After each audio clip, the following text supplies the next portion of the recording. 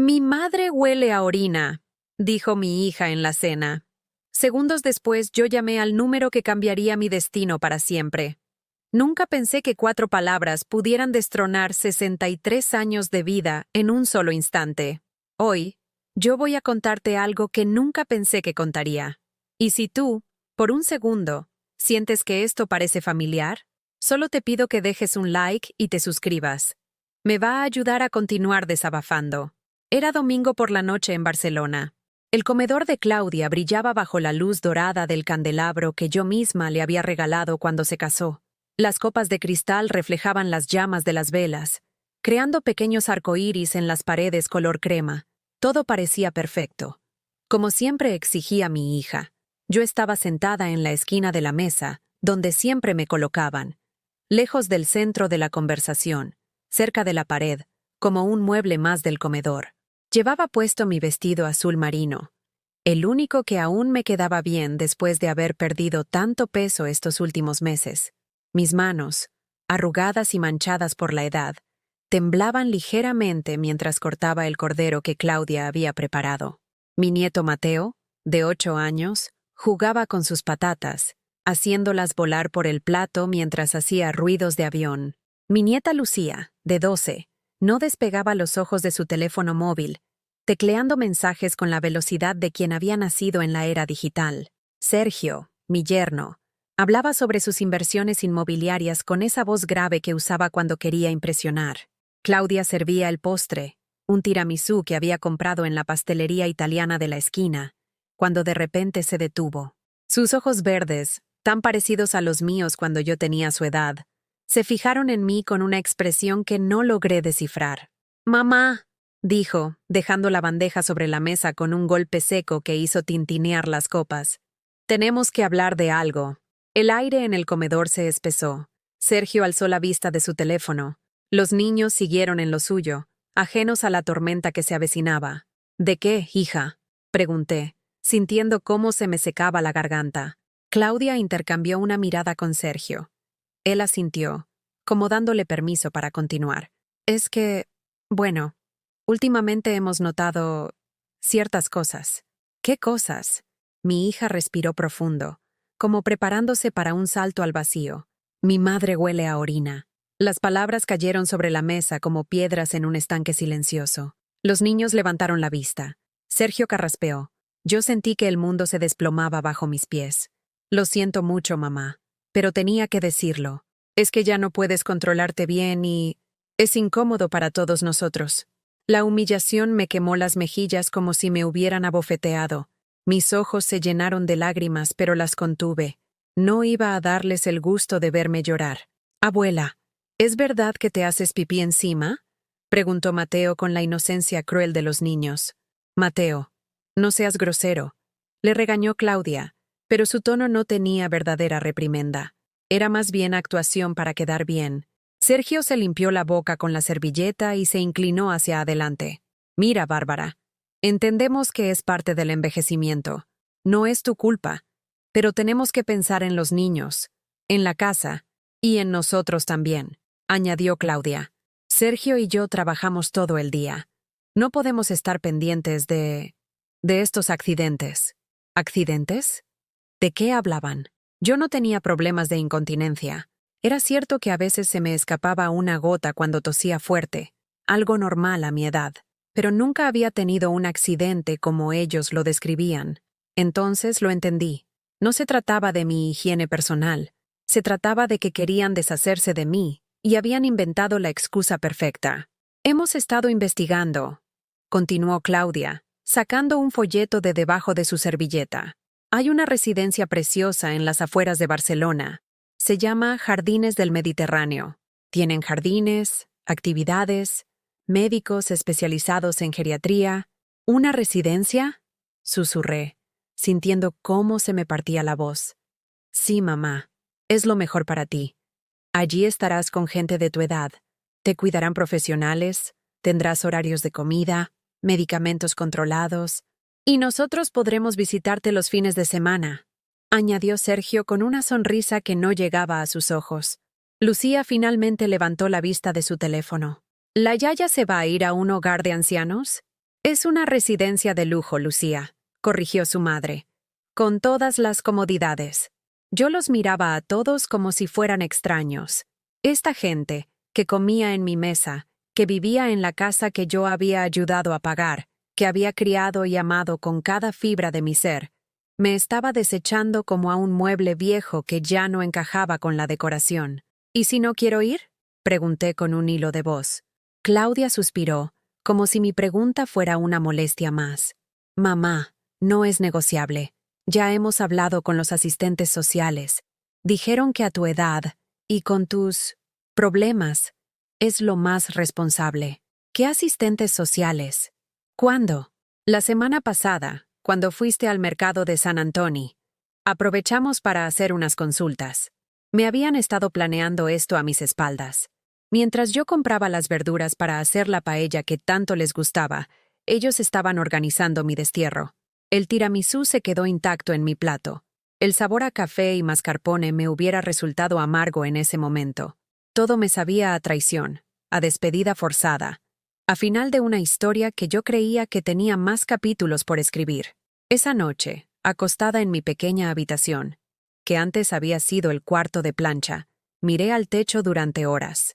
Las palabras de Claudia resonaban en mi cabeza como un eco que no quería callarse. Mi madre huele a orina. No era solo una mentira cruel. Era la excusa perfecta para librarse de mí sin sentirse culpables. Era la justificación que necesitaban para convencerse a sí mismos de que me estaban ayudando, cuando en realidad me estaban abandonando.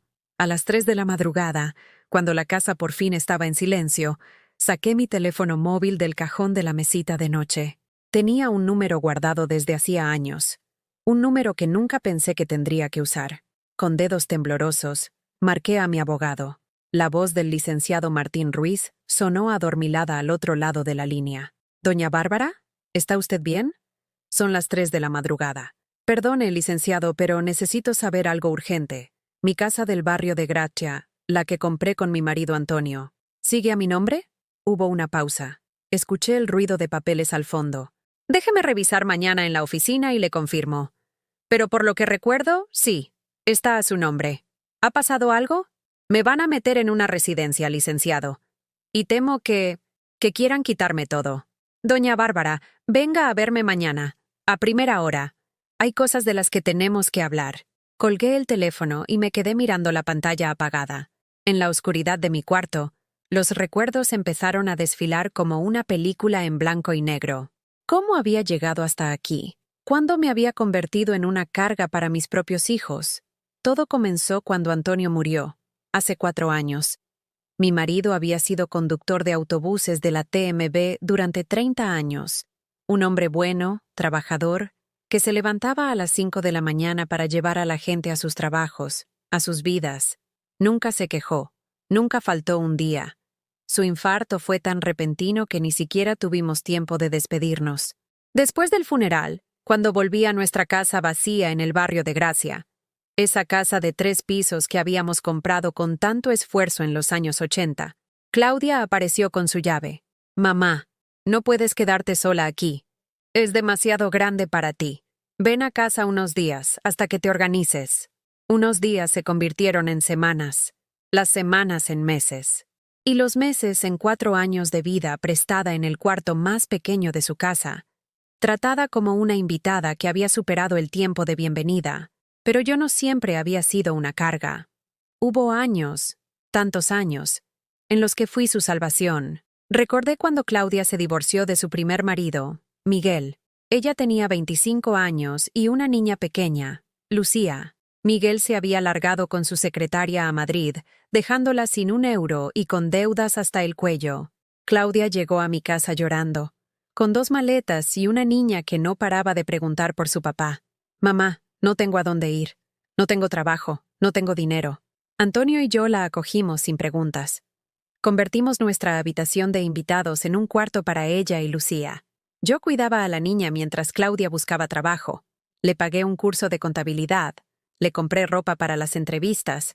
Le cuidé a Lucía durante 6 meses hasta que encontró empleo en una gestoría. Cuando conoció a Sergio, 2 años después, necesitaba dinero para la boda. Antonio y yo le dimos nuestros ahorros.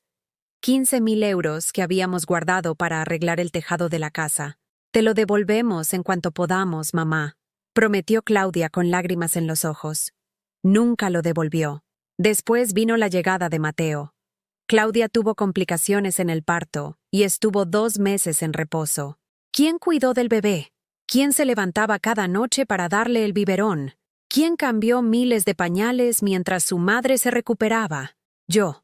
Cuando Sergio perdió el trabajo en 2015, durante la crisis, ¿quién pagó la hipoteca de su casa durante 8 meses? ¿Quién vendió las joyas de su abuela para que no perdieran su hogar? Yo. Cuando Lucía necesitó un ordenador para el instituto, cuando Mateo quería clases de fútbol, cuando se rompió la lavadora, cuando se estropeó el coche, siempre aparecía yo con mi monedero. Pero no eran solo sacrificios económicos. Eran años de mi vida entregados sin condiciones. Me levanté de la cama y caminé hasta la ventana. A través de los cristales, veía las luces nocturnas de Barcelona parpadeando como estrellas caídas. Mi reflejo en el vidrio me devolvió la imagen de una mujer mayor, encorvada, con el cabello blanco recogido en una trenza deshecha. ¿Cuándo me había vuelto invisible para mis propios hijos? Recordé la última Navidad que pasamos todos juntos en mi casa de Gracia. Era diciembre de 2019. Yo había preparado la cena para 12 personas. Claudia, Sergio, los niños, mi hijo menor Carlos, que había venido desde Valencia con su familia, algunos vecinos que no tenían familia. Cociné durante 3 días. Canelones caseros, escudella, cordero asado, turrones artesanales. La mesa brillaba con mi mejor vajilla, esa de porcelana blanca con ribetes dorados que había heredado de mi madre. Durante la cena, todos hablaron de sus planes, sus trabajos, sus viajes. Yo serví, recogí, lavé platos, traje más vino. Era invisible en mi propia mesa. Al final de la noche, cuando ya se habían ido todos, encontré a Claudia y Sergio susurrando en la cocina. Esta casa es demasiado grande para ella sola, decía Sergio. Se podría vender por mucho dinero. Con lo que vale ahora el metro cuadrado en Gracia. Ya lo sé, respondía Claudia, pero no sé cómo decírselo. Es muy cabezota. Hay que buscar la manera. Una residencia le vendría bien. Tendría compañía, cuidados médicos. Y nosotros podríamos usar el dinero de la venta para ampliar nuestra casa. Los niños necesitan más espacio. Se callaron cuando entré a buscar más platos sucios. Fingieron hablar del tiempo. Esa noche entendí que mi casa no era vista como mi hogar, sino como una herencia anticipada que estaba tardando demasiado en llegar. Desde entonces, los comentarios se volvieron más frecuentes y más crueles. Mamá, ¿no crees que esta casa es demasiado trabajo para ti? Mamá, el jardín está muy descuidado. Antes lo tenías precioso. Mamá, las escaleras son peligrosas a tu edad. Podrías caerte. Mamá, vivir sola no es bueno para nadie de tu edad. Cada frase era una gota de veneno disfrazada de preocupación filial. Y yo, como una tonta, empecé a creerles. Empecé a dudar de mi capacidad para cuidar de mí misma. Dejé que me convencieran de que mudarme a su casa era temporal, que era lo mejor para todos. Vendí la casa de Gracia. El dinero fue directamente a su cuenta, para mayor seguridad, según Claudia. Así no tienes que preocuparte por nada, mamá. Nosotros nos encargamos de todo. 600.000 euros. El fruto de toda una vida de trabajo, de sacrificios, de sueños cumplidos. Mi casa, donde había criado a mis hijos, donde había llorado la muerte de mis padres, donde había amado a Antonio durante 30 años. Ahora vivía en un cuarto sin ventanas, comiendo lo que me daban, vistiendo la ropa que me compraban, pidiendo permiso para salir a comprar el periódico. Me había convertido en una prisionera en casa de mis propios carceleros. Pero esta madrugada, algo había cambiado. La humillación de la cena, la mentira sobre mi supuesta incontinencia, la amenaza de la residencia, todo había destapado una furia que creía dormida para siempre. Volví a la cama, pero ya no para dormir, para planear, porque por primera vez en 4 años, iba a luchar por lo que era mío. A la mañana siguiente, desperté con el sonido de la cafetera en la cocina. Eran las 6:30. Claudia y Sergio se preparaban para ir al trabajo. Yo me quedé en la cama unos minutos más, fingiendo dormir, escuchando sus conversaciones matutinas. ¿Le dijiste lo de la cita en la residencia?, preguntaba Sergio mientras se servía café. Todavía no. Mejor se lo decimos después de que visite el lugar. Así no puede negarse. Buen plan. Mi hermana dice que a su suegra le costó adaptarse al principio, pero ahora está encantada. Claro, porque no tiene opción, se rió Claudia. Una vez que están dentro, se acostumbran. Hablaban de mí como si fuera una mascota problemática que había que entregar a un refugio. Me levanté en silencio y me dirigí al baño. Al pasar por la cocina, fingí que acababa de despertar. «Buenos días», murmuré. «Ah, mamá. Buenos días», dijo Claudia sin levantar la vista de su teléfono. «Te he dejado café en la cafetera y pan en la mesa. Pan del día anterior, duro como una piedra.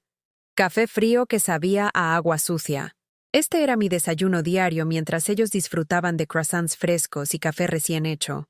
Sergio se levantó para irse. Al pasar junto a mí, arrugó la nariz.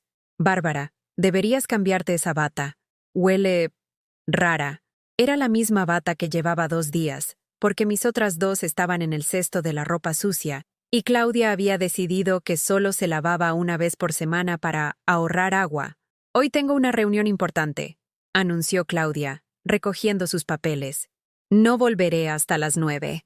Hay comida preparada en la nevera para que te calientes al mediodía». Comida preparada significaba sobras de 2 días antes que ya habían perdido todo el sabor. «Los niños llegan a las 5 del colegio. Vigílalos un rato, ¿vale? Pero no les dejes ver la televisión más de 1 hora. Y nada de dulces antes de cenar». Yo había pasado de ser su madre a ser una niñera gratuita, pero una niñera a la que no respetaban ni pagaban. Cuando se fueron, me quedé sola en la casa. Era el único momento del día en que podía respirar sin sentir que molestaba a alguien. Caminé por las habitaciones que una vez consideré mi refugio temporal y ahora eran mi prisión permanente. El salón estaba decorado con fotos familiares, pero en ninguna aparecía yo. Era como si hubiera sido borrada de la historia de mi propia familia. En la repisa de la chimenea había retratos de Claudia y Sergio en sus vacaciones en Mallorca, de los niños en el colegio, de cumpleaños y celebraciones. Yo, que había estado presente en todos esos momentos, había desaparecido de la memoria visual de la familia. Fui a la nevera a buscar mi comida preparada. Encontré un tupper con restos de paella seca y algunos trozos de pollo que ya empezaban a cambiar de color. En el contenedor de la fruta había naranjas pasadas y un plátano negro. Para ellos quedaban yogures griegos, jamón serrano, quesos frescos, frutas de temporada. Mi estómago gruñó, pero preferí hacerme una tostada con aceite y sal. Al menos sabía algo. A las 10 de la mañana, salí de casa rumbo al despacho del licenciado Ruiz. Llevaba conmigo una bolsa de plástico con todos los documentos que había podido reunir, extractos bancarios antiguos, recibos de la venta de mi casa, algunas facturas que demostraban mis contribuciones económicas a la familia. El despacho estaba en el Eixample, en un edificio modernista con ascensor de época. Subí hasta el 3er piso, donde una placa dorada anunciaba «Martín Ruiz Pérez, abogado». El licenciado Ruiz era un hombre de unos 50 años, calvo, con gafas de pasta y una expresión seria pero bondadosa. Había sido el abogado de Antonio durante años y conocía bien nuestra situación familiar. «Doña Bárbara, siéntese, por favor», me dijo señalando una silla de cuero frente a su escritorio de madera oscura. «Cuénteme qué ha pasado». Le expliqué todo. La humillación de la noche anterior, los planes de internarme en una residencia, mis sospechas sobre el dinero de la venta de mi casa. Mientras hablaba, él tomaba notas en un cuaderno amarillo. «Veamos», dijo cuando terminé. «Según mis archivos, usted vendió su propiedad de Gracia en marzo de 2020 por 600.000 euros. El dinero fue transferido a una cuenta mancomunada a nombre suyo y de su hija Claudia». «¿Mancomunada?» Significa que ambas pueden acceder al dinero, pero para retiros importantes se necesitan las 2 firmas. ¿Usted autorizó algún movimiento grande en estos años? Negué con la cabeza.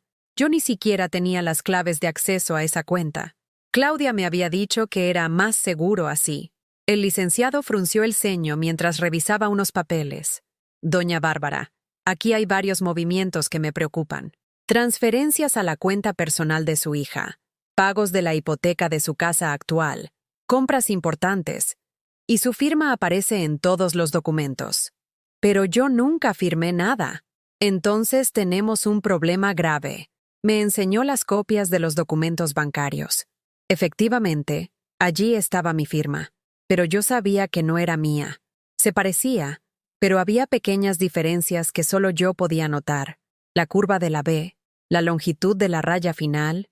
Alguien había estado falsificando mi firma durante años. Licenciado, ¿qué puedo hacer? Primero, necesito que haga una denuncia por falsificación de documentos. Segundo, vamos a solicitar inmediatamente que se congele esa cuenta hasta que se investigue. Y tercero, necesito que me dé todos los detalles sobre cómo la convencieron de mudarse a casa de su hija. Mientras él preparaba los papeles, yo recordé otros episodios que había intentado olvidar, como aquella vez que me enfermé con gripe y fiebre alta. En lugar de llevarme al médico, Claudia me dejó en mi cuarto con paracetamol y me dijo que no era para tanto. Estuve 3 días tiritando de fiebre, sin que nadie se acercara a verme. Finalmente, fue Lucía quien se preocupó al verme tan mal y convenció a su madre de llamar al médico. O como el día de mi cumpleaños número 62. Esperé toda la mañana que alguien me felicitara. Nada. Al mediodía, Claudia llegó corriendo de la calle. «¡Mamá! Se me olvidó por completo que era tu cumpleaños. Pero he comprado una tarta en el súper. ¿Te parece bien que la cenemos esta noche?» Era una tarta de chocolate barata, de esas que venden en bandeja de plástico. Ni siquiera se había molestado en ponerla en un plato bonito. Los niños cantaron «Cumpleaños feliz» de mala gana, mientras miraban el reloj esperando que terminara para poder irse a ver la televisión. Sergio ni siquiera bajó a cenar.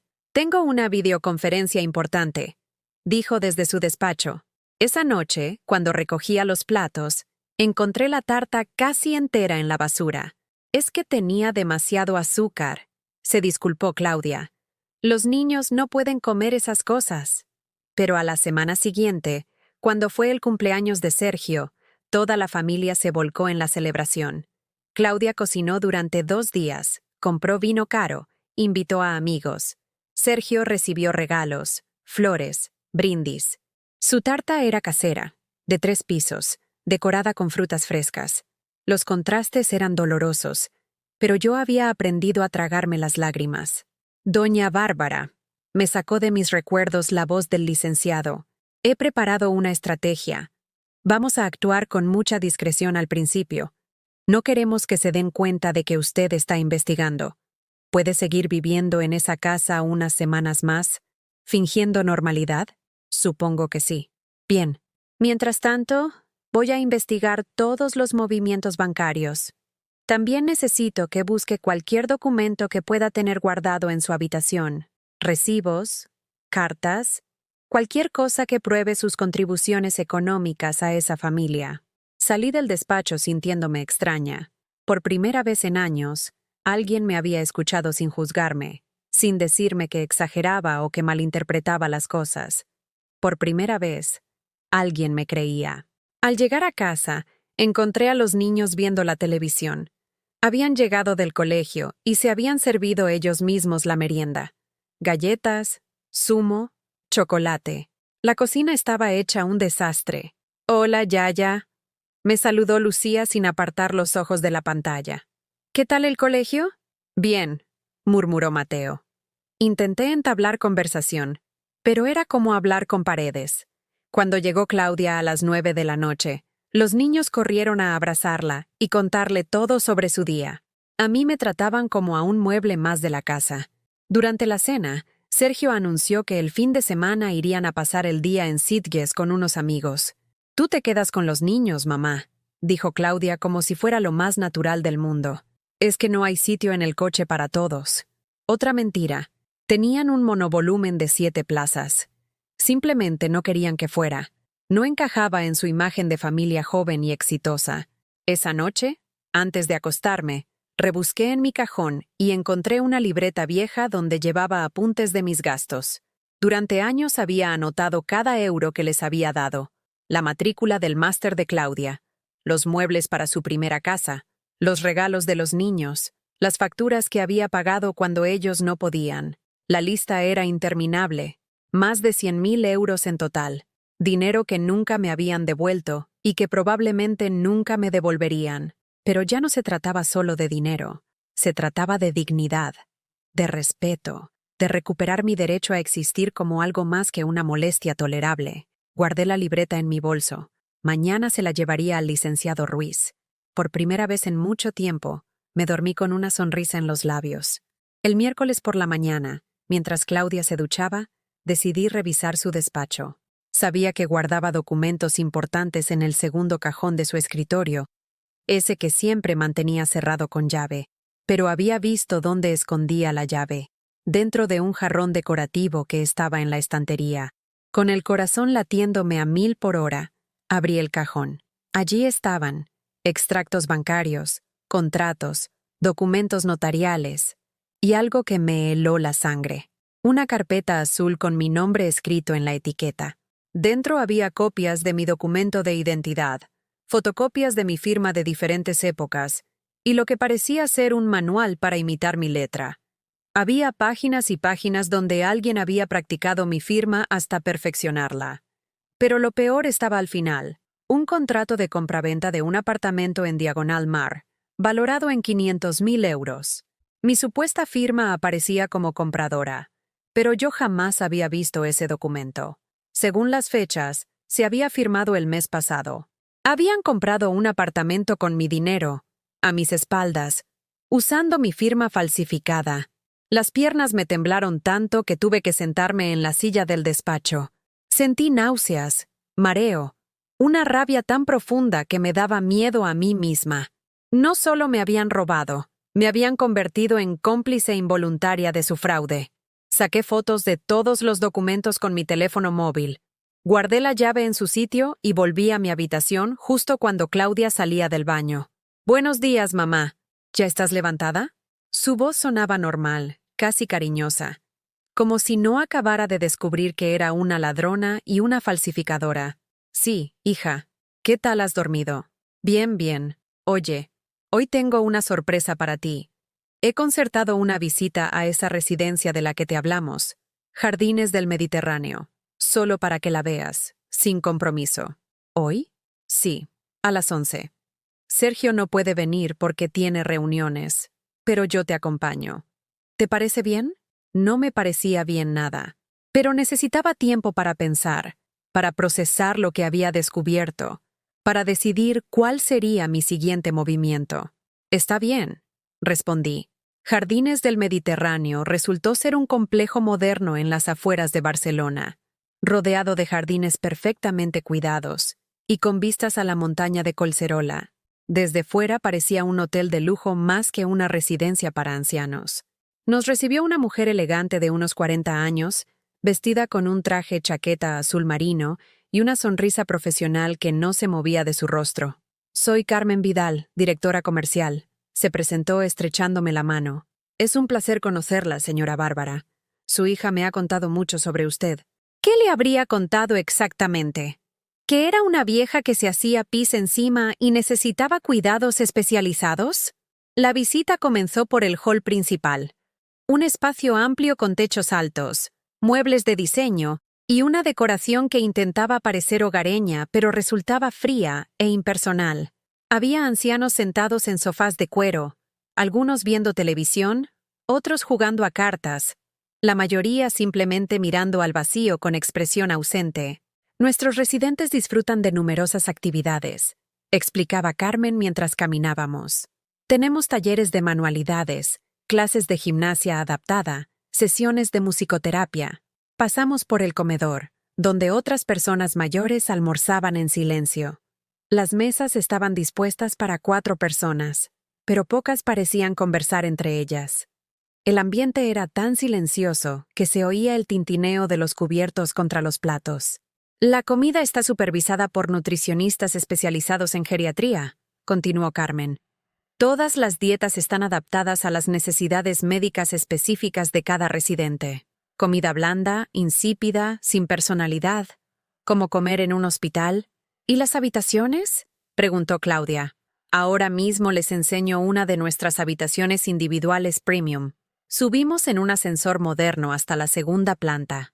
La habitación que nos mostraron era pequeña pero funcional. Una cama individual, un armario empotrado, una mesita de noche, una televisión pequeña y un baño adaptado para personas con movilidad reducida. Todas las habitaciones tienen vistas al jardín, dijo Carmen abriendo las cortinas.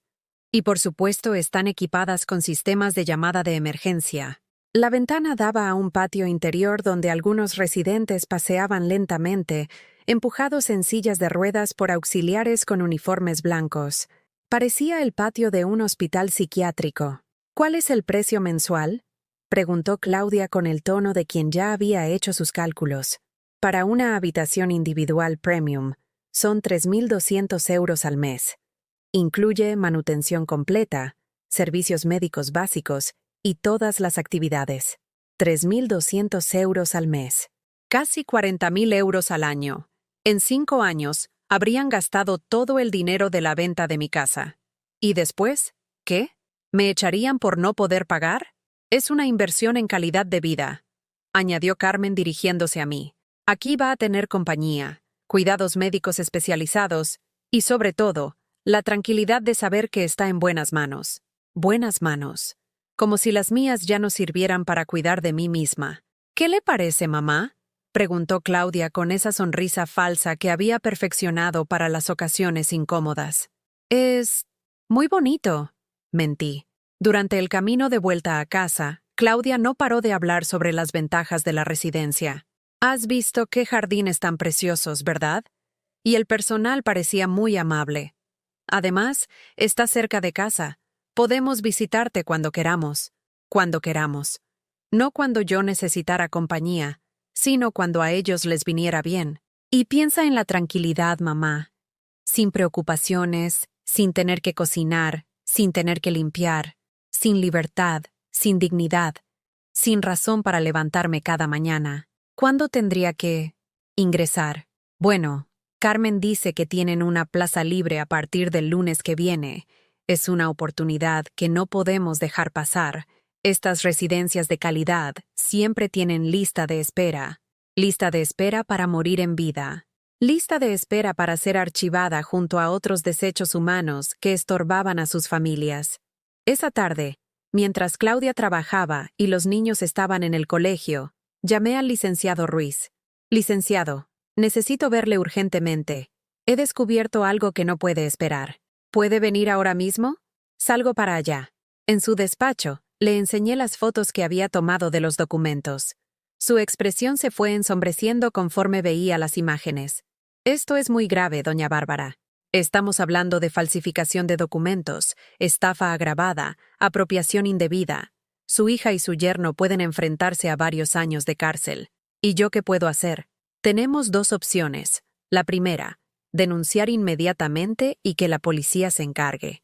La segunda, confrontarlos directamente y darles la oportunidad de solucionarlo por las buenas antes de que intervenga la justicia. Pensé en mis nietos. En Lucía, que a los 12 años no tenía culpa de nada. En Mateo, que aún era solo un niño. ¿De verdad quería que vieran a sus padres siendo arrestados? ¿Qué me aconseja? Como abogado, le diría que denuncie inmediatamente. Como persona que tiene nietos de edad similar, entiendo que quiera protegerlos. La decisión es suya. Quiero confrontarlos primero, pero necesito estar preparada para lo peor. Muy bien. Voy a preparar una denuncia completa con toda la documentación. Si ellos no acceden a sus demandas, la presentamos inmediatamente. Mientras tanto, ¿qué piensa pedirles? Lo pensé durante unos segundos. ¿Qué quería realmente? ¿Venganza? ¿Justicia? ¿O simplemente recuperar mi dignidad? Quiero que me devuelvan todo mi dinero. Quiero que anulen la compra de ese apartamento. Y quiero que me pidan perdón delante de toda la familia. ¿Y si se niegan? Entonces que se pudran en la cárcel. El licenciado sonrió por primera vez desde que lo conocía. Me gusta su estilo, doña Bárbara. Vamos a preparar esta confrontación como es debido. Quedamos en que él me acompañaría a casa el viernes por la noche, cuando toda la familia estuviera reunida para la cena. Sería mi momento de poner las cartas sobre la mesa. Los 2 días siguientes fueron los más difíciles de mi vida. Tenía que fingir normalidad, sonreír cuando me hablaban, seguir siendo la abuela servil y obediente que esperaban que fuera. Pero por dentro, una tormenta de emociones me desgarraba. Rabia por haber sido traicionada por mis propios hijos. Tristeza por descubrir que todo el amor que había dado durante décadas había sido desperdiciado en personas que no lo merecían. Miedo por lo que pudiera pasar cuando saliera todo a la luz. Pero también algo nuevo, algo que no había sentido en años. Esperanza. Por primera vez en mucho tiempo, tenía el control de la situación. El viernes por la tarde, mientras preparaba mi ropa para la confrontación de esa noche, encontré una foto vieja en el fondo de mi cajón. Era de la comunión de Claudia, cuando tenía 8 años. Aparecíamos las dos abrazadas, sonrientes, frente a la iglesia de Santa María del Mar. Ella llevaba un vestido blanco que yo había bordado a mano durante semanas. Yo lucía mi mejor traje, ese color azul que tanto me favorecía entonces. Recordé ese día perfectamente. Claudia estaba tan emocionada que no había podido dormir la noche anterior. Por la mañana me había dicho, «Mamá, cuando sea mayor quiero ser como tú, buena y generosa».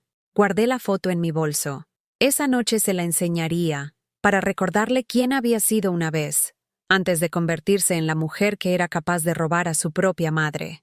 A las 8 en punto sonó el timbre. Era el licenciado Ruiz, puntual como siempre, con su maletín de cuero y una expresión seria pero decidida. ¿Está preparada, doña Bárbara? Más que nunca. Respiré hondo y abrí la puerta del salón, donde toda la familia cenaba tranquilamente, sin imaginar que sus vidas estaban a punto de cambiar para siempre. Cuando entré al comedor seguida del licenciado Ruiz, el silencio fue inmediato. Claudia dejó el tenedor suspendido en el aire, con un trozo de salmón a medio camino hacia su boca. Sergio se limpió los labios con la servilleta, sus ojos moviéndose nerviosamente entre el abogado y yo. Los niños nos miraron con curiosidad, sin entender por qué la cena familiar se había convertido de repente en algo tan tenso. «Buenas noches», saludó el licenciado Ruiz con voz firme. «Soy Martín Ruiz, abogado de la señora Bárbara. Necesitamos hablar con ustedes». Claudia fue la primera en reaccionar, forzando una sonrisa que no le llegaba a los ojos. «¿Abogado? Mamá, ¿qué pasa? ¿Te encuentras bien?» «Me encuentro perfectamente, hija. Y estoy aquí para recuperar lo que es mío». Sergio se levantó de la mesa, intentando mantener el control de la situación. «Miren, no sé qué está pasando aquí, pero estamos cenando en familia. Si hay algún problema legal, podemos discutirlo en otro momento». «Siéntese, señor Mendoza», lo interrumpió el licenciado con una autoridad que hizo que Sergio obedeciera inmediatamente. «Esto no puede esperar más». Saqué mi bolso y puse sobre la mesa las copias de todos los documentos que había encontrado. Los extractos bancarios, las firmas falsificadas, el contrato del apartamento. Todo estaba allí, ordenado cronológicamente, como pruebas de un crimen que ya no podía negarse. «Claudia», dije con una voz que no reconocía como mía, más firme y decidida de lo que había sonado en años. «¿Puedes explicarme qué es esto?» Le mostré el contrato de compraventa del apartamento en Diagonal Mar. Su cara se puso pálida como la cera. «Mamá, yo... no sé de qué hablas». «¿No sabes? ¿Tampoco sabes que llevas años falsificando mi firma para robar mi dinero?» Sergio intentó intervenir. «Bárbara, creo que hay un malentendido». «No hay ningún malentendido», grité. Y fue la primera vez en años que alcé la voz en esa casa. Los niños se sobresaltaron. Lucía empezó a llorar. «Ustedes son unos ladrones. Me han robado todo lo que tenía». El licenciado Ruiz puso una mano tranquilizadora en mi hombro. «Cálmese, doña Bárbara. Dejemos que los hechos hablen por sí solos». Comenzó a leer en voz alta cada uno de los movimientos bancarios fraudulentos. Transferencias de 10.000 euros aquí, 15.000 allá, pagos de tarjetas de crédito, compras de coches, vacaciones y, finalmente, la compra del apartamento por 500.000 euros. Todo con mi firma falsificada. En total, concluyó, han sustraído ilegalmente 580.000 euros de los 600.000 que correspondían a la señora Bárbara por la venta de su propiedad. Claudia rompió a llorar. Mamá, por favor, nosotros te cuidamos. Te damos casa, comida, todo lo que necesitas. ¿Me cuidan? Repliqué con una amargura que me sorprendió a mí misma. ¿Llamar cuidado a humillarme delante de toda la familia? ¿A hacerme dormir en un cuarto sin ventanas? ¿A tratarme como una criada sin sueldo? Pero te queremos, mamá. Mentira.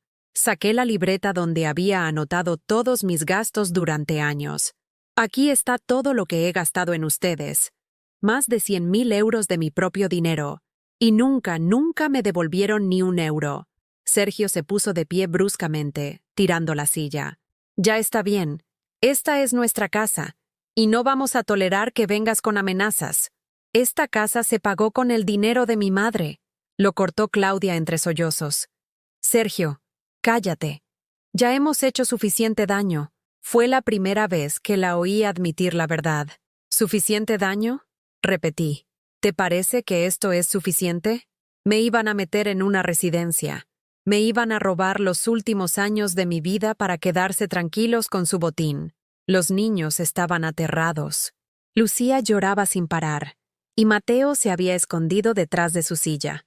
Me dolía verlos así, pero ya no podía protegerlos de la verdad sobre sus padres. El licenciado Ruiz carraspeó. Señores, la situación es muy clara. Tenemos pruebas suficientes para presentar una denuncia por falsificación de documentos, apropiación indebida y estafa agravada. Estamos hablando de delitos que pueden conllevar penas de prisión de hasta 6 años. ¿Prisión? Susurró Claudia. Sin embargo, continuó el abogado, mi clienta está dispuesta a llegar a un acuerdo extrajudicial si ustedes acceden a sus condiciones. Sergio se giró hacia mí con una expresión que mezclaba miedo y odio. ¿Qué quieres? Respiré profundo. Este era el momento que había estado esperando durante días. Primero, quiero que cancelen inmediatamente la compra del apartamento y me devuelvan cada euro que me han robado. Segundo, quiero que transfieran a mi cuenta personal todo el dinero que queda de la venta de mi casa. Tercero, quiero una disculpa pública delante de toda la familia extendida, admitiendo lo que han hecho. ¿Y si no? Preguntó Sergio con desafío.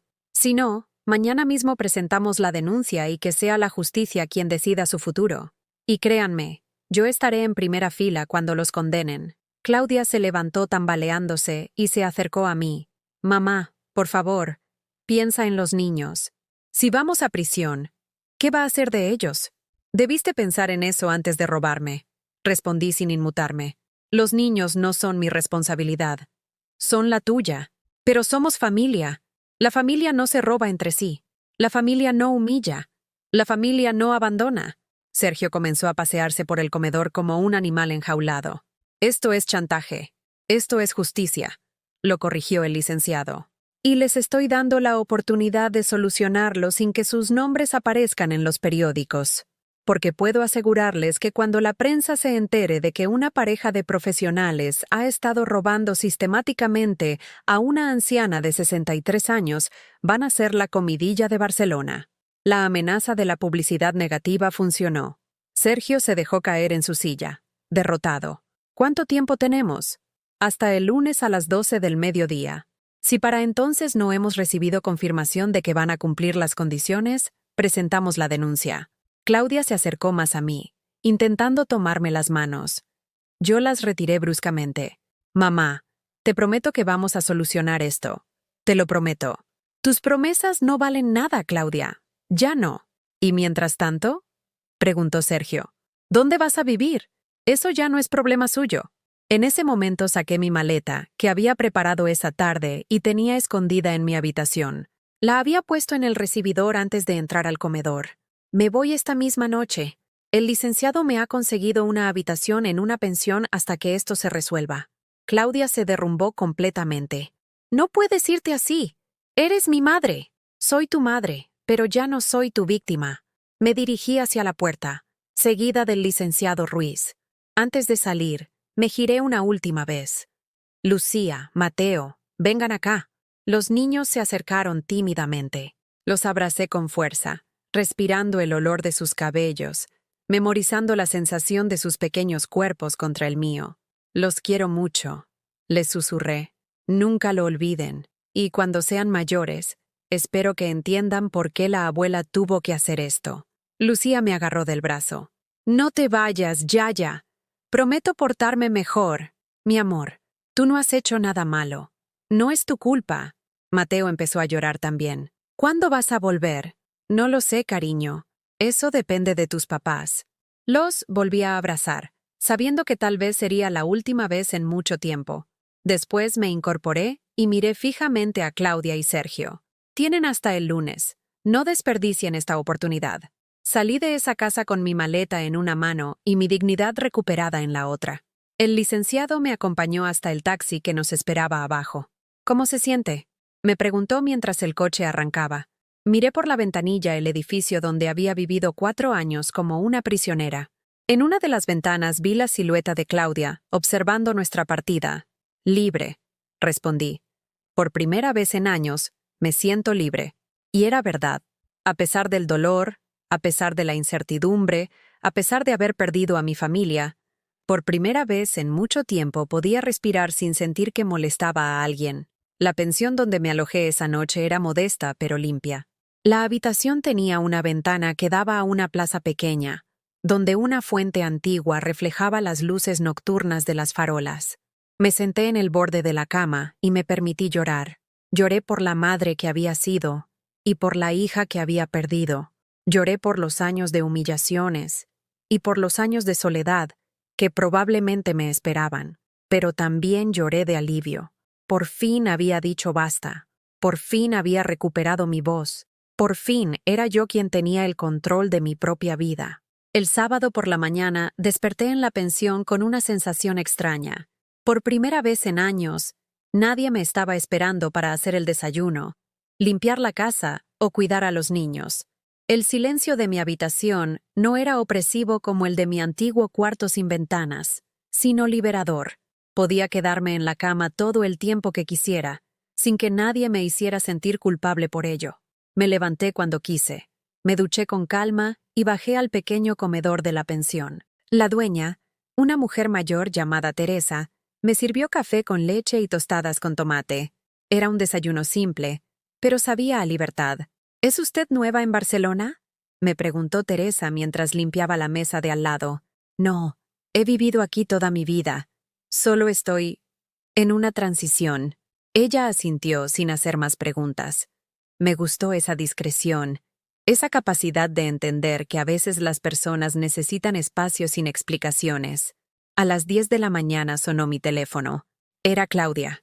¿Mamá? ¿Cómo has dormido? ¿Estás bien? Su voz sonaba diferente, más pequeña, más vulnerable, como cuando era niña y había hecho algo malo. He dormido perfectamente, gracias. Mamá, hemos estado hablando toda la noche. Sergio y yo queremos arreglar esto. De verdad. Estupendo. Ya saben cuáles son mis condiciones. Sí, pero ¿podrías venir a casa para que hablemos? Los niños te echan de menos. Mateo no ha parado de preguntar cuándo vuelves. No voy a volver a esa casa hasta que cumplan todo lo que les pedí. Hubo un silencio largo al otro lado de la línea. ¿Ni siquiera para ver a los niños? Los niños pueden venir a visitarme aquí, si quieren. Pero yo no pienso poner un pie en su casa hasta que me devuelvan cada euro y me pidan perdón como es debido. Mamá, por favor. Claudia, tienes hasta el lunes. No me llames más hasta que tengas algo concreto que decirme. Colgué el teléfono y lo apagué. Necesitaba estos días para mí misma, para pensar, para recordar quién era yo antes de convertirme en la sombra de mí misma, que había sido durante 4 años. Decidí caminar por Barcelona. Hacía meses que no paseaba sola, sin prisa, sin tener que volver a casa para preparar la comida o cuidar a nadie. Fui al parque de la Ciudadela. Me senté en un banco cerca del lago y observé a las familias de patos nadar tranquilamente. Una pareja mayor, de unos 70 años, se sentó en el banco de al lado. Él le daba migas de pan a los patos mientras ella leía un libro.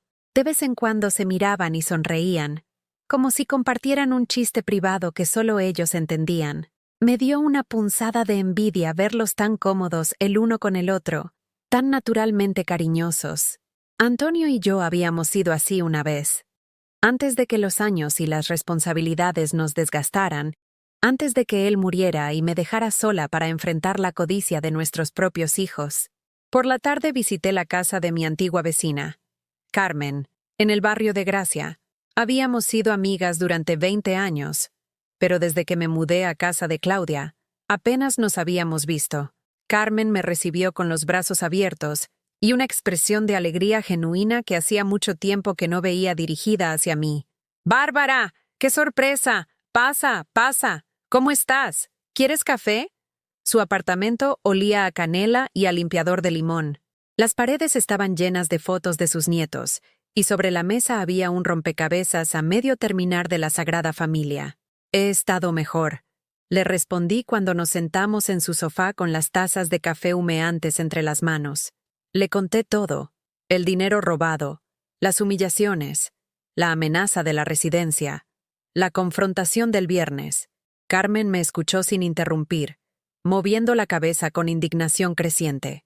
«Dios mío, Bárbara, ¿cómo has aguantado tanto tiempo?» «No lo sé. Supongo que cuando es tu propia familia, piensas que las cosas van a mejorar, que el amor va a ganar al final. El amor verdadero no humilla. El amor verdadero no roba». Carmen tenía razón, por supuesto, pero era fácil verlo claro desde fuera. «¿Sabes qué es lo que más me duele?», le dije. «No es el dinero, aunque es mucho dinero. Es darme cuenta de que durante todos estos años, mientras yo los veía como mis hijos queridos, ellos me veían como una fuente de ingresos que había que mantener contenta hasta que se agotara. ¿Y qué vas a hacer ahora? Recuperar mi dinero. Y después, no lo sé. Empezar de nuevo, supongo». Carmen se inclinó hacia mí y me tomó las manos. «Bárbara, tienes 63 años, no 90.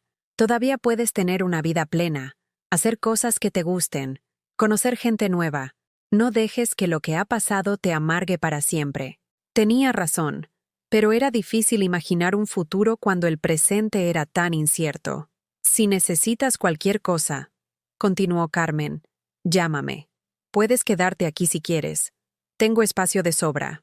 Su oferta me emocionó hasta las lágrimas. Hacía tanto tiempo que alguien me ofrecía algo sin esperar nada a cambio. El domingo fue más difícil. Era el día que tradicionalmente pasaba con la familia, jugando con los nietos, preparando la comida del domingo, viendo películas todos juntos en el sofá. A pesar de todo lo que había pasado, los echaba de menos. Por la tarde recibí una llamada inesperada. Era Lucía. «Yaya, soy yo». Su vocecita al teléfono me rompió el corazón. «Hola, mi amor. ¿Cómo estás?» «Mal. Mamá y papá están muy tristes. Y yo también te echo de menos». «Yo también te echo de menos, cariño. ¿Es verdad que mis papás te han hecho cosas malas?» No sabía cómo responder a esa pregunta sin dañar más a una niña de 12 años. A veces los adultos cometemos errores, mi amor. Errores grandes que lastiman a las personas que queremos. ¿Pero vas a perdonarlos? ¿Vas a volver a casa? No lo sé, Lucía. Depende de si tus papás están dispuestos a arreglar los errores que han cometido. Yo les he dicho que te pidan perdón, que digan que lo sienten mucho. Eres una niña muy sabia. ¿Yo puedo ir a verte? Claro que sí, cuando quieras. ¿Mañana después del colegio? Perfecto, te mando la dirección. Después de colgar, lloré durante 1 hora. Los niños no tenían culpa de nada, pero iban a sufrir las consecuencias de las acciones de sus padres. Era la parte más injusta de toda esta situación. El lunes por la mañana, el licenciado Ruiz me llamó a las 9. «Doña Bárbara, he recibido una llamada de un colega que representa a su hija y su yerno. Quieren reunirse para negociar». «¿Negociar qué?» «Las condiciones están claras. Están dispuestos a devolver el dinero, pero quieren hacerlo en plazos. Dicen que no pueden cancelar la compra del apartamento inmediatamente porque perderían las arras que han pagado». «¿Cuánto han pagado de arras?» 50.000 euros. Pues que los pierdan. Ese dinero lo robaron de mi cuenta. Entiendo su posición, pero no hay peros, licenciado. O cumplen exactamente lo que les pedí, o presentamos la denuncia. No voy a permitir que sigan manipulándome, ni siquiera a través de usted. A las 12 en punto, mi teléfono sonó. Era Sergio. «Bárbara, Vamos a hacer lo que pides. Todo. Hemos cancelado la compra del apartamento esta mañana. Perdemos las arras, pero lo entendemos. ¿Y el resto del dinero? Esta tarde transferimos a tu cuenta todo lo que queda. Son 120.000 euros. Es todo lo que tenemos disponible. ¿Y los otros 460.000 que me robaron? Eso va a llevarnos tiempo. Hemos usado parte del dinero para mejoras en la casa, para el coche, para muchas cosas. Necesitamos vender algunas cosas para recuperar esa cantidad. ¿Cuánto tiempo? 6 meses. Te prometemos que en 6 meses tendrás todo tu dinero. No me fiaba nada de sus promesas, pero al menos era un comienzo. Está bien, pero quiero que firmen un documento legal reconociendo la deuda y comprometiéndose a pagarla. Con intereses. Y si se retrasan un solo día, presento la denuncia inmediatamente. De acuerdo. Y Bárbara, lo sentimos. De verdad que lo sentimos. Las disculpas se las darán en persona, delante de toda la familia, como acordamos. Esa tarde, Lucía vino a visitarme a la pensión. Llegó con una bolsa de papel en las manos y los ojos rojos de llorar. «Te he traído galletas», me dijo, sacando un paquete de mis galletas favoritas. Las he comprado con mi paga. La abracé con fuerza, sintiendo cómo se me encogía el corazón. «Gracias, mi amor. Eres la mejor nieta del mundo. ¿De verdad vas a volver, Yaya? Mateo llora todas las noches. Dice que sin ti la casa no es igual. Vamos a ver qué pasa, cariño. Pero pase lo que pase, recuerda que yo siempre voy a quererte, ¿vale?» Esa noche, mientras contaba los billetes que Sergio había transferido a mi cuenta, me di cuenta de algo importante. Por primera vez en años, tenía dinero que era solo mío, del que no tenía que dar explicaciones a nadie. Era el primer paso hacia una nueva vida. 3 semanas después de aquella confrontación que cambió mi vida, me encontré haciendo algo que no había hecho en años, buscando un apartamento para mí sola. Con los 120.000 euros que Sergio había transferido a mi cuenta, tenía suficiente para alquilar algo decente y vivir cómodamente mientras esperaba el resto de mi dinero. El agente inmobiliario, un joven llamado David, me mostraba un pequeño apartamento en el barrio de Sant Antoni. Tenía 2 habitaciones, una cocina amplia con balcón que daba a una calle tranquila, y lo más importante, era mío. Nadie iba a decidir por mí cuándo cocinar, qué ver en la televisión, o si podía recibir visitas. «¿Qué le parece, señora Bárbara?», me preguntó David mientras abría las ventanas para que entrara la luz del mediodía. «Me gusta», respondí. Y fue la primera decisión que tomaba sobre mi vida en 4 años. Firmé el contrato esa misma tarde. Por primera vez desde la muerte de Antonio, tenía mi propio hogar. Era pequeño comparado con la casa de Gracia que había perdido, pero era infinitamente más grande que el cuarto sin ventanas donde había vivido como una prisionera. Los primeros días en mi nuevo apartamento fueron una revelación. Podía levantarme cuando quería, desayunar en ropa de casa, ver las noticias sin que nadie cambiara de canal, cocinar lo que se me antojara sin tener que justificar mis elecciones culinarias. Una mañana, mientras tomaba café en mi balcón y observaba a la gente pasar por la calle, recibí una llamada inesperada. Era Carlos, mi hijo menor, desde Valencia. «Mamá, me he enterado de lo que ha pasado con Claudia. ¿Por qué no me dijiste nada?» Carlos había sido siempre el más independiente de mis hijos. Se había mudado a Valencia después de la universidad y había construido su propia vida sin pedirme ayuda económica constantemente. Teníamos una relación más distante pero más honesta que la que había tenido con Claudia. «No quería preocuparte, hijo». «¿Preocuparme? Mamá, te han robado. Te han tratado como a una esclava. ¿Cómo no me ibas a preocupar?» Su indignación me sorprendió. Había esperado que me preguntara por qué había sido tan dura con su hermana, que me pidiera que perdonara y olvidara por el bien de la familia. «Claudia me llamó llorando», continuó Carlos. Me contó su versión de los hechos, pero después hablé con el licenciado Ruiz. «Mamá, lo que te han hecho es imperdonable. ¿Hablaste con mi abogado?» «Sí, me enseñó todos los documentos, las firmas falsificadas, los movimientos bancarios, todo. No puedo creer que mi propia hermana fuera capaz de algo así». Por primera vez en meses, Sentí que alguien de mi familia estaba de mi lado sin condiciones. Quiero que vengas a Valencia unos días, me propuso Carlos. Conoce a tu nuera. Pasa tiempo con tus otros nietos. Ana y yo tenemos una habitación de invitados que está esperándote. No sé, hijo. No quiero ser una carga. ¿Una carga? Mamá, eres mi madre. Y a diferencia de algunos, yo sí me acuerdo de todo lo que has hecho por nosotros durante años. Esa misma semana viajé a Valencia. El tren de alta velocidad me llevó a través de paisajes que no había visto en años. Campos de naranjos, pueblos blancos, el mar Mediterráneo brillando bajo el sol de la tarde. Era como ver España por primera vez. Carlos me esperaba en la estación con Ana, su esposa, y mis 2 nietos valencianos, Carmen, de 10 años, y Alejandro, de 7. Hacía más de un año que no los veía. Ya, gritó Carmen corriendo hacia mí. Papá nos ha dicho que vas a quedarte con nosotros. El abrazo de esa niña me curó heridas que no sabía que tenía. No había calculación en su afecto, no había expectativas ocultas, solo amor puro y simple. La casa de Carlos era modesta pero acogedora.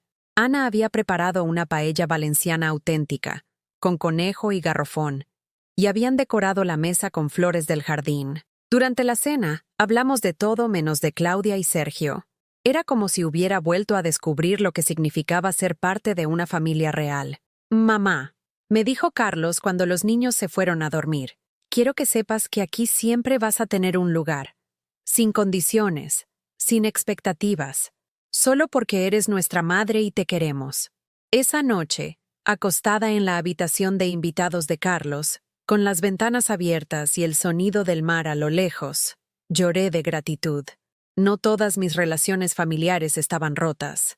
No todo el amor que había dado durante años había sido desperdiciado.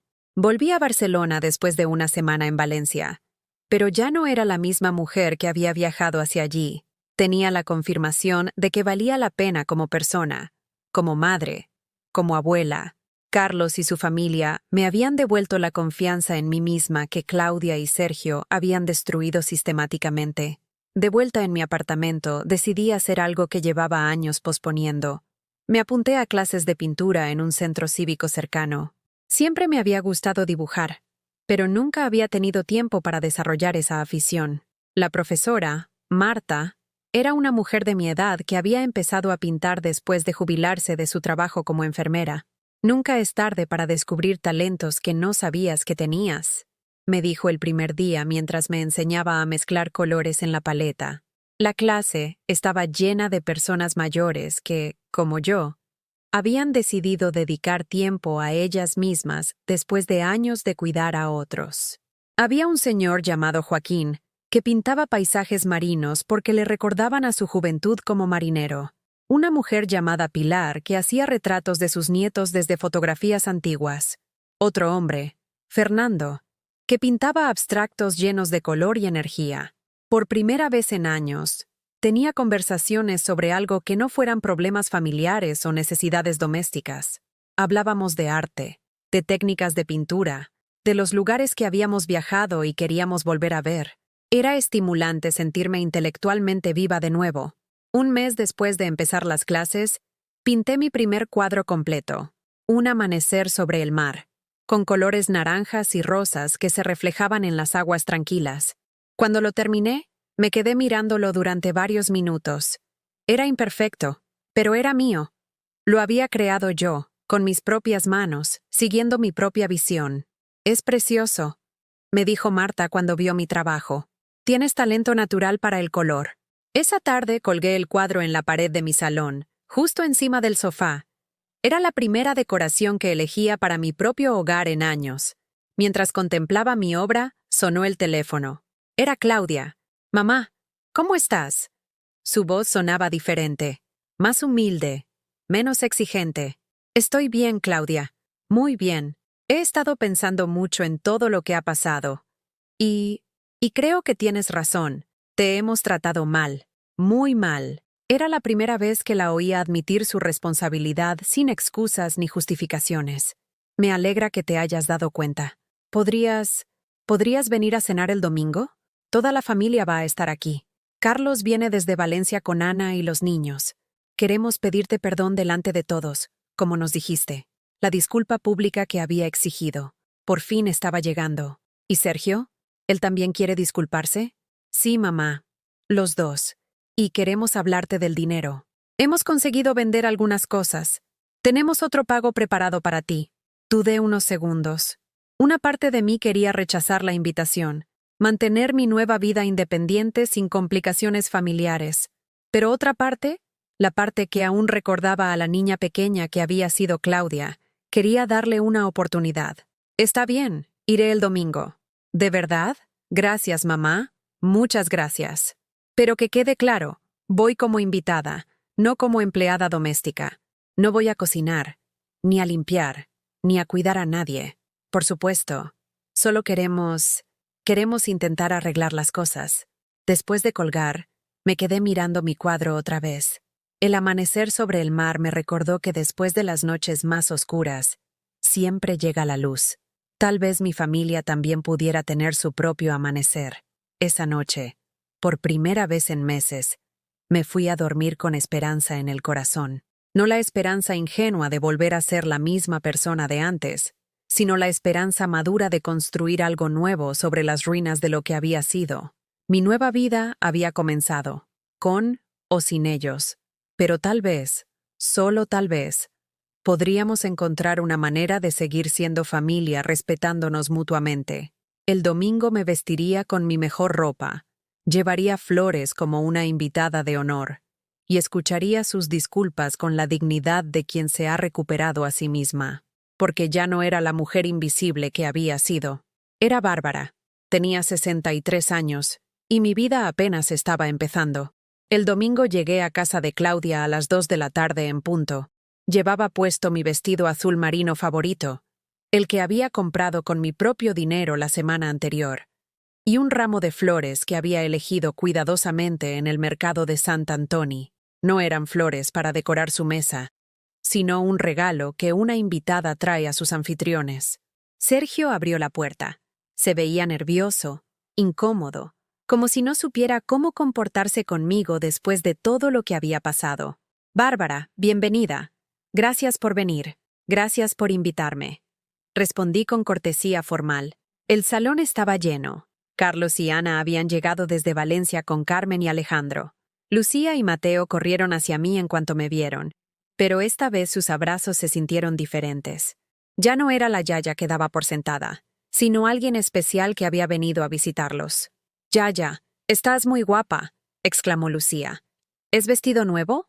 «Sí, mi amor. Me lo compré la semana pasada». Claudia se acercó con una sonrisa tensa. «Mamá, estás radiante. ¿Has adelgazado?» Era cierto. En las últimas semanas había recuperado el apetito y había empezado a cuidarme mejor. Cuando cocinas para ti misma, cuando nadie te hace sentir culpable por cada bocado que comes, la comida vuelve a ser un placer en lugar de una obligación. «Me siento mejor», respondí simplemente. La mesa estaba puesta con la vajilla buena, esa que solo usaban para ocasiones especiales. Claudia había cocinado paella, mi plato favorito, y había puesto una botella de cava en el centro de la mesa. Durante la comida, la conversación fue forzada, pero educada. Carlos me contó sobre sus proyectos en Valencia. Ana me habló de su trabajo como fisioterapeuta. Los niños me pusieron al día sobre sus actividades escolares. Era como si todos estuvieran haciendo un esfuerzo consciente para tratarme como a un miembro valioso de la familia, en lugar de como a un mueble más. Después del postre, Claudia se puso de pie. «Antes de que tomemos el café, hay algo que Sergio y yo queremos decir». El comedor se quedó en silencio. Incluso los niños dejaron de hablar, sintiendo la solemnidad del momento. «Mamá», comenzó Claudia con voz temblorosa, «durante estos últimos meses, he tenido mucho tiempo para pensar en todo lo que ha pasado, y me he dado cuenta de que te hemos tratado de una manera imperdonable». Sergio se levantó también, visiblemente incómodo pero decidido a continuar. «Bárbara, lo que hicimos, robar tu dinero, falsificar tu firma, tratarte como si fueras una carga, no tiene excusa. Fue despreciable». Claudia empezó a llorar. «Mamá, Tú nos diste todo durante toda tu vida. Nos cuidaste cuando éramos pequeños, nos apoyaste cuando teníamos problemas, nos ayudaste económicamente cuando lo necesitamos, y nosotros te pagamos con traición y humillaciones. Me convertí en una persona que no reconozco, continuó Sergio. Alguien capaz de robar a la mujer que había sido como una madre para mí. Alguien que justificaba sus acciones, diciéndose que era por el bien de todos. Carlos intervino desde su silla. Claudia, lo que le hicisteis a mamá va más allá del dinero. La tratasteis como si no fuera una persona con dignidad y derechos. Lo sé, susurró Claudia. Y eso es lo que más me duele ahora. No solo fuimos ladrones, fuimos crueles con la persona que más nos quería. Lucía, que había estado escuchando sin entender completamente, se acercó a mí. ¿De verdad mis papás te robaron dinero, Yaya? Antes de que pudiera responder, Claudia se dirigió a sus propios hijos. Sí, Lucía. Papá y yo hicimos algo muy malo. Tomamos dinero que era de la Yaya sin pedírselo. Y la tratamos mal cuando debíamos haberla cuidado. ¿Por qué?, preguntó Mateo con la honestidad brutal de los niños. Sergio se agachó para ponerse a la altura de su hijo. Porque pensamos más en nosotros mismos que en ella. Porque fuimos egoístas y cobardes. Y eso está mal, Mateo. Muy mal. Me emocionó ver que no intentaban proteger su imagen delante de sus hijos, que estaban dispuestos a asumir la responsabilidad completa de sus acciones. Mamá, continuó Claudia dirigiéndose a mí, sé que probablemente nunca nos perdones. Sé que hemos destruido la confianza que tenías en nosotros. Pero quiero que sepas que hemos cambiado, que estamos cambiando. Saqué de mi bolso un documento que había preparado con mi abogado. Este es un plan de devolución del dinero que me robaron, dije colocándolo sobre la mesa. Sergio me transfirió 120.000 euros hace unas semanas. Quedan 460.000 euros por devolver. Sergio asintió. Hemos vendido el coche nuevo y algunas joyas. Tenemos otros 80.000 euros listos para transferirte mañana mismo. ¿Y el resto? Vamos a vender algunas cosas más. Los muebles caros que compramos con tu dinero, algunos electrodomésticos, mi reloj. Calculamos que en 6 meses podremos devolverte otros 200.000 euros. ¿Y los 180.000 restantes? Claudia respiró profundo. Vamos a hipotecar la casa. Sé que suena dramático, pero es lo justo. Usamos tu dinero para mejorar nuestra vida, y ahora tenemos que asumir las consecuencias. Me quedé sorprendida.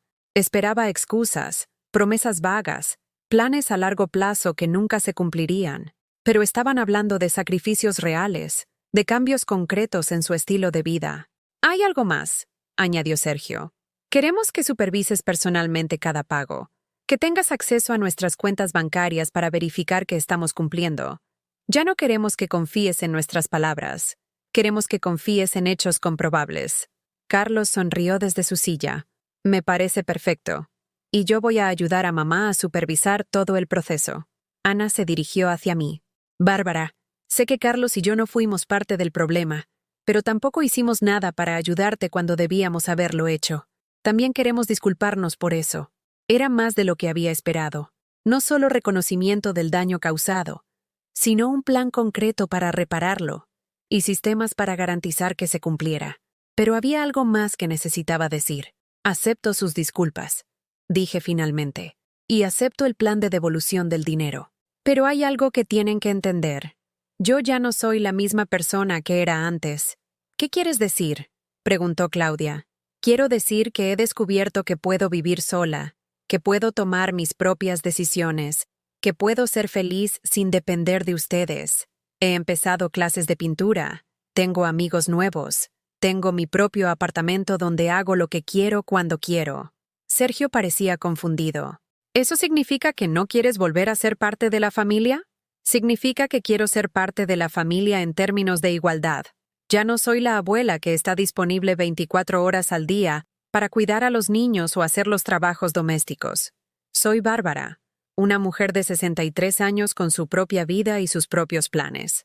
Claudia asintió lentamente. Entiendo. Y me parece perfecto. De hecho, me parece que debería haber sido así desde el principio. ¿Los domingos van a seguir siendo días familiares?, preguntó Lucía con preocupación. Si quieren, podemos hacer comidas familiares, pero por turnos. Un domingo en mi casa, otro en casa de tía Ana y tío Carlos, otro aquí. Y cada uno contribuye con algo. Quien cocina no limpia, quien invita no paga todo. Como una familia de adultos que se respetan mutuamente, añadió Carlos con aprobación. Exactamente. Esa tarde, antes de irme, Lucía me enseñó un dibujo que había hecho para mí. Era un retrato de toda la familia sonriendo. Pero esta vez yo estaba en el centro, no en una esquina como solía aparece en las fotos familiares. ¿Te gusta, Yaya? Me encanta, mi amor. Es el mejor regalo que me han dado en mucho tiempo. Mateo me abrazó con fuerza. ¿Ahora ya puedo ir a visitarte a tu casa nueva? Cuando quieras, cariño. Tengo una habitación de invitados esperándote. Al salir de la casa, me giré para mirar una última vez el lugar donde había sido tan infeliz durante 4 años. Ya no me producía tristeza ni resentimiento. Era simplemente una casa donde había aprendido una lección muy valiosa, que el amor no se mendiga. Se ofrece libremente o no se ofrece en absoluto. 6 meses después, mientras pintaba mi 10º cuadro en mi luminoso apartamento de Sant Antoni, sonó el teléfono. Era el licenciado Ruiz. Doña Bárbara, acabo de recibir la última transferencia. Sus hijos han completado la devolución total de su dinero. Con intereses, como acordamos. 590.000 euros en mi cuenta. Todo mi dinero había vuelto a casa. Esa noche, mientras cenaba en mi balcón viendo el atardecer sobre Barcelona, reflexioné sobre el último año de mi vida. Había perdido una familia disfuncional y había ganado una familia que me respetaba. Había perdido una casa donde era invisible y había ganado un hogar donde era yo misma. Había perdido años de humillación y había ganado una nueva oportunidad de ser feliz. Mi teléfono vibró con un mensaje de Lucía. Yaya, ¿puedo ir mañana a verte pintar? Sonreí mientras respondía. Por supuesto, mi amor. Te enseño mi cuadro nuevo. A veces, para encontrar tu lugar en el mundo, tienes que estar dispuesta a perderlo todo. A veces, la familia no es donde naces, sino donde te valoran. Y a veces, la vida más hermosa comienza cuando decides que mereces respeto. ¿Has vivido algo parecido? ¿Conoces a alguien que haya tenido que luchar por recuperar su dignidad dentro de su propia familia? Cuéntamelo en los comentarios. Si esta historia te llegó al corazón, dale like y suscríbete al canal. Tu apoyo ayuda a que estos mensajes lleguen a personas que necesitan escuchar que nunca es tarde para reconstruir tu vida con dignidad.